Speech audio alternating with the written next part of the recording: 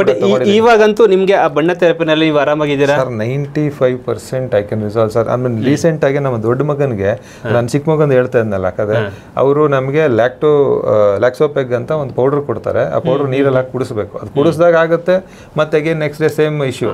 ಇಲ್ಲ ಅಂದ್ರೆ last resort ಏನು ಅಂದ್ರೆ ಪೈನ್ ರಿಲೀಫ್ ಒಂದು ಟ್ಯಾಬ್ಲೆಟ್ ಹೇಳ್ತಾರೆ, ಅದು ಕೊಡೋದು. ಅದು ಇನ್ನೂ ಪೈನ್ ರಿಲೀಫ್, ಅದು ಅದೆಲ್ಲ ಆದ್ಮೇಲೆ ನನಗೇನು ಅನಿಸ್ತು, ಇಲ್ಲಿ ಬಂದೆ, ಇಲ್ಲಿ ಇದು ವಿಡಿಯೋಸ್ ಎಲ್ಲ ನೋಡ್ಬೇಕು. ನಾನು TM ಕ್ಲಾಸ್ ಸ್ಟಾರ್ಟ್ ಆಗ್ಬಿಟ್ಟಿತ್ತು.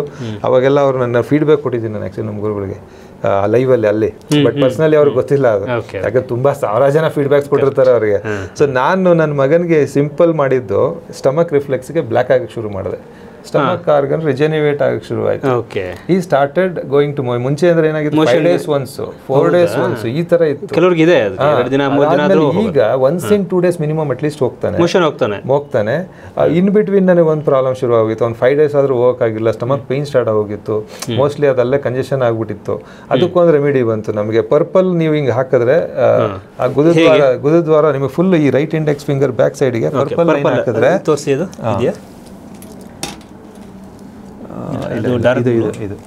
ಸೊ ಪರ್ಪಲ್ ಹಾಕೊಂಡ್ರೆ ಇಲ್ಲಿ ನಿಮಗೆ ಗುದದ್ವಾರ ರಿಲೀಸ್ ಆಗಿ ಅದು ನಿಮಗೆ ಈಸಿಯಾಗಿ ಮೋಷನ್ ಆಗುತ್ತೆ. ಅದು ನನ್ನ ಮಗನಿಗೆ ಇಮಿಡಿಯೇಟ್ ಆಯ್ತು. ರಾತ್ರಿ ಹಾಕಿದ್ರೆ ಬೆಳಗ್ಗೆ ಹಾಕಿದ್ರೆ ಸಂಜೆ ಒಳಗೆ ಅವನು ಮೋಷನ್ ಪಾಸ್ ಮಾಡ್ತಾನೆ.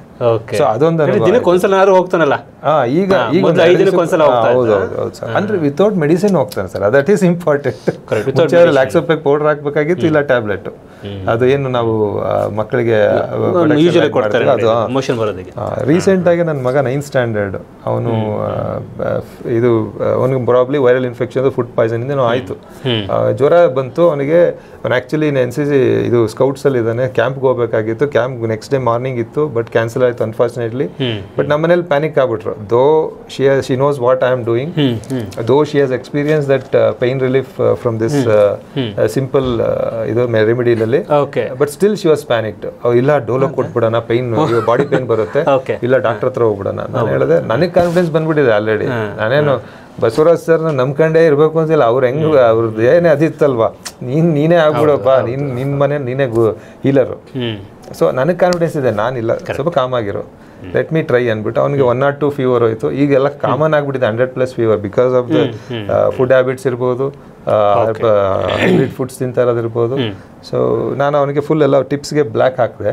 ಅದಾದ್ಮೇಲೆ ಬಾಡಿ ಪೈನ್ ಹೇಗೆ ಬರುತ್ತೆ ನನಗೂ ಫೀಲ್ ಆಗ್ಬಿಟ್ಟಿದೆ. ಈ ಕಾಮನ್ ಎಲ್ಲರಿಗೂ ಫುಲ್ ಬ್ಯಾಕ್ ಪೈನ್ ಬರುತ್ತೆ. ಸೊ ಲಂಬರ್ ಜಾಯಿಂಟ್ಗೆ ಬ್ಯಾಕ್ ಪೈನ್ಗೆ ಬ್ಲ್ಯಾಕ್ ಹಾಕಿದೆ. ಈ ಕಡೆ ಎಲ್ಲೋ ಸೈಡಲ್ಲಿ ಎಲ್ಲೋ ಪೈನ್ ಬರ್ಬೋದು ಸಯಾಟಿಕ್ ಆಗಿ ಇಲ್ಲಿ ಬ್ಲ್ಯಾಕ್ ಹಾಕಿದೆ.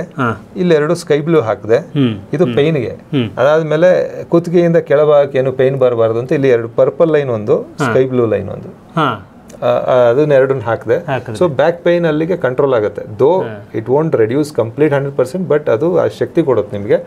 ಬೇರೆಬಲ್ ಪೈನ್ ಇರುತ್ತೆ. ಸೊ ಇಲ್ಲಿ ಟ್ಯಾಬ್ಲೆಟ್ ಇಲ್ಲದೆ ನೀವು ಆ ಪೈನು ರಿಲೀಫ್ ಮಾಡ್ಕೊಬೋದು. ಅದಾದಮೇಲೆ ಕಾಲಿಗೂ ಕೂಡ ಅವನಿಗೆ ಟಿಪ್ಸ್ಗೆ ಬ್ಲ್ಯಾಕ್ ಹಾಕಿದೆ. ಅದಾದಮೇಲೆ ಬೆಳಗ್ಗೆ ಎದ್ದ, ಅವನಿಗೆ ಓಕೆ ಜ್ವರ ಎಲ್ಲ ಹೋಯ್ತು, ಬಟ್ ಅವನಿಗೆ ಸ್ಟಮಕ್ ಪ್ರಾಬ್ಲಮ್ ಇತ್ತು. ಅದು ಹೊಟ್ಟೆ ಒಳಗಡೆ ಫುಡ್ ಹೋಗ್ತಾ ಇಲ್ಲ. ಆಮೇಲೆ ಇದು ಕೋಲ್ಡು ಇತ್ತು ಅವನಿಗೆ, ಬಟ್ ಎನರ್ಜಿ ಲೋ, ಕೂತ್ಕೊಳ್ತಾನೆ, ಉಸ್ ಅಂತ ಗಾಳಿ ಬಿಡ್ತಾನೆ. ಸೊ ಅವನಿಗೆ ಸ್ಟಮಕ್ ರಿಫ್ಲೆಕ್ಸ್ಗೆ ಬ್ಲ್ಯಾಕ್ ಹಾಕಿದೆ ಫಸ್ಟ್. ಸೊ ರಿಜೆನ್ಯೂಟ್ ಆಗಲಿ ಅಂತ. ಸೊ ಇಮಿಡಿಯೇಟ್ ಆಗಿ ನಾನು ಸ್ಕೈ ಬ್ಲೂ ಹೋಗ್ಲಿಲ್ಲ, ಇದಾಕಿದೆ. ಅದಾದ್ಮೇಲೆ ಅವನಿಗೆ ಎನರ್ಜಿ ಇಲ್ಲ ತಿನ್ನೋದಕ್ಕೆ, ಕೂತ್ಕೊಳ್ಳೋಕೆ ಆಗ್ತಾ ಇರಲಿಲ್ಲ. ಎನರ್ಜಿ ಬರೋದಕ್ಕೆ ಇಲ್ಲಿ ಡಾರ್ಕ್ ಬ್ಲೂ ಹಾಕ್ದೆ.